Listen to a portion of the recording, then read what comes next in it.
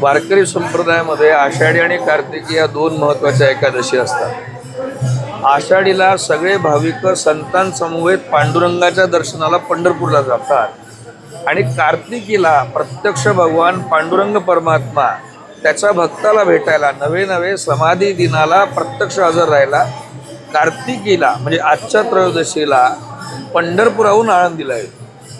तसं जर खरं म्हटलं तर या दिवशी नामा म्हणे लोपला दिनकर बाप ज्ञानेश्वर समाधिस्थ ज्ञानेश्वर महाराज वयाच्या 22व्या वर्षी समाधिस्थ झाले। समाधी सोहळा म्हटलं म्हणजे ज्ञानोबांनी सगुणातून देहाला विरून आमच्यातून निघून जाणं होतं, परंतु तरी याला सोहळा का बरं म्हणलं गेला?